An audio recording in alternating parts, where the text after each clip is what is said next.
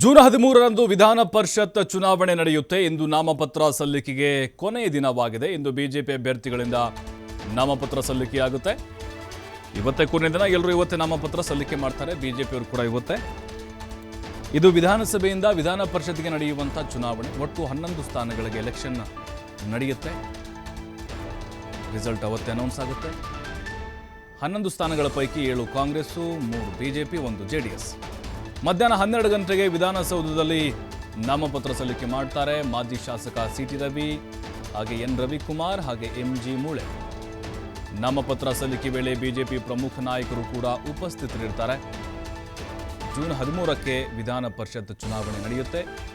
ಮಾಜಿ ಶಾಸಕ ಸಿಟಿ ರವಿ ಅವರಿಗೆ ಇಲ್ಲಿ MLC ಟಿಕೆಟನ್ನು ಕೊಡಲಾಗಿದೆ. ನಿನ್ನೆ ಟಿಕೆಟನ್ನು ಅನೌನ್ಸ್ ಮಾಡಲಾಯಿತು. ಅಂದರೆ ಪಟ್ಟಿ ಬಿಡುಗಡೆ ಮಾಡಿದರು ಬಿಜೆಪಿ ಹೈಕಮಾಂಡ್ ನಾಯಕರು. ಎಂಜಿ ಮೂಳೆ ಅವರು ಹಿರಿಯ ನಾಯಕರು, ಮರಾಠ ಅಭಿವೃದ್ಧಿ ನಿಗಮದ ಮಾಜಿ ಅಧ್ಯಕ್ಷರು, ಬಸವ ಕಲ್ಯಾಣದ ಮಾಜಿ ಶಾಸಕರು. ಸಿಟಿ ರವಿ ಅವರಿಗೆ ಲೋಕಸಭಾ ಚುನಾವಣೆಯಲ್ಲಿ ಉಡುಪಿ ಚಿಕ್ಕಮಗಳೂರು ಕ್ಷೇತ್ರದ ಟಿಕೆಟ್ ಸಿಗಲಿಲ್ಲ. ವಿಧಾನಸಭೆ ಚುನಾವಣೆಯಲ್ಲಿ ಕೂಡ ಸೋತರು. ಬೆಂಗಳೂರು ಉತ್ತರದ ಮೇಲೆ ಕಣ್ಣಿಟ್ಟಿದ್ರು, ಅದು ಕೂಡ ಸಿಗಲಿಲ್ಲ. ಫೈನಲಿ MLC ಏನಾದಾಗಿ ಮಾಡಿ ಅಂಥೇಳಿ ತಮ್ಮದೇ ಆದಂಥ ರೀತಿಯಲ್ಲಿ ಒತ್ತಡವನ್ನು ಹೇರಿದರು.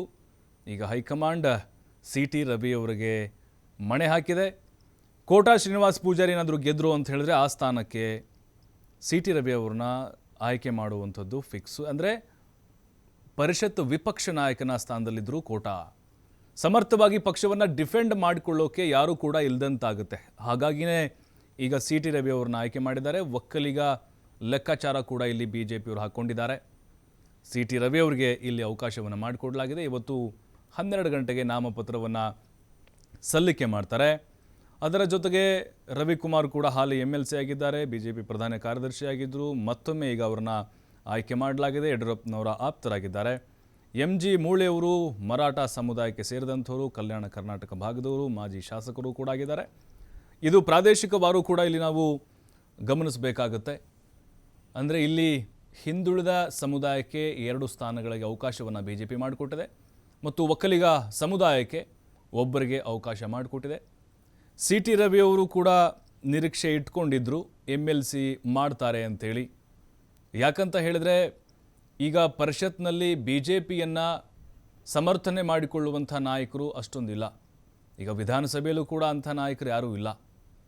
ಯಾಕಂದರೆ ಸಮರ್ಥನೆ ಮಾಡಿಕೊಳ್ಬೇಕಾದಂಥ ನಾಯಕರೇ ಸೋತು ಸುಣ್ಣಾಗಿ ಮನೆ ಸೇರಿದರು. ಬಟ್ ಪರಿಷತ್ನಲ್ಲಾದರೂ ಕೂಡ ಮಾಡಿಕೊಳ್ಬೇಕು ಅನ್ನುವಂಥ ನಿಟ್ಟಿನಲ್ಲಿ ಸಿಟಿ ರವಿ ಅವರಿಗೆ ಹೈಕಮಾಂಡ್ ಅವಕಾಶವನ್ನು ಮಾಡಿಕೊಟ್ಟಿದೆ. ಇವತ್ತು 12 ಗಂಟೆಗೆ ನಾಮಿನೇಷನ್ ಫೈಲ್ ಮಾಡ್ತಾರೆ.